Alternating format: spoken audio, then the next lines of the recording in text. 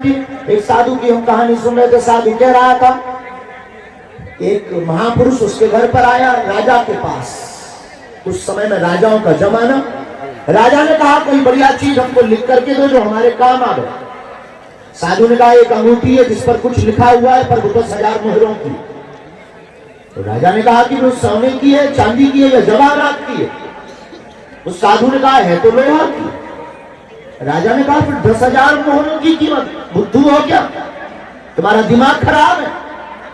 साधु ने कहा कि अंगूठी की कीमत तो बिल्कुल भी नहीं है, यूं कोई 10 पैसा होगी, लेकिन अंगूठी पर जो लिखा है वो करोड़ों की बात है।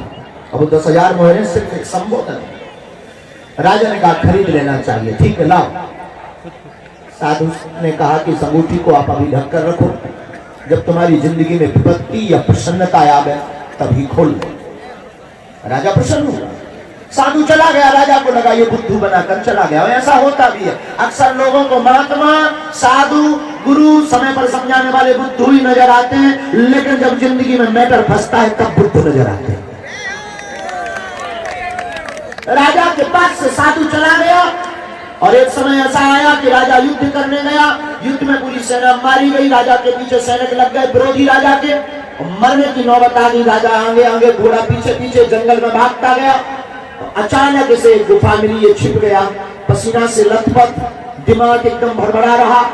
कहीं घोड़े पकड़ ना ले, सैनिक पकड़ ना ले, मैं मारा ना जाऊं, सब खत्म हो गया, मैं बर्बाद हो गया, मेरा साम्राज्य चला गया, मेरी सेना मर गई।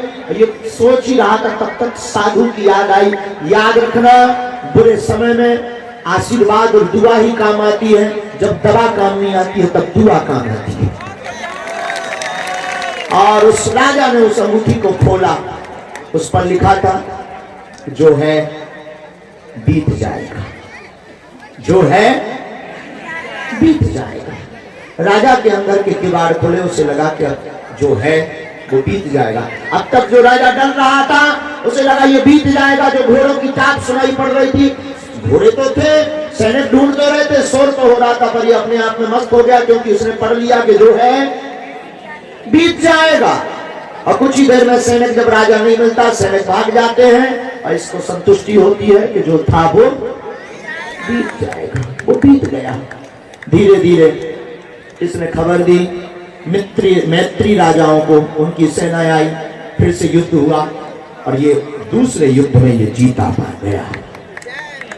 जीत करके ये प्रसन्नता के साथ अपने राज्य में आया। तो जैसे अभी तुम लोग उत्साह मना रहे थे, ढोल नगाड़े बज रहे थे और तुम्हारी टीम बहुत खुश हो रही थी, ऐसे ही वो राजा का जो मुखिया राजा था वो भी खुश हो रहा था, एकदम उत्साह के साथ चला जा रहा था। लेकिन तब तक उसका कपड़ा उलझा उसी अंगूठी में, उसमें फिर लिखा, उसने पाया जो है ये भी क्या होगा, बीत जाएगा। और राजा के अंदर का पंछी उड़ गया, अंदर के दिमाग के तारे खुल गए और राजा ने कहा मुझे ज्यादा खुश होने की जरूरत नहीं है क्योंकि ये भी बीत जाएगा।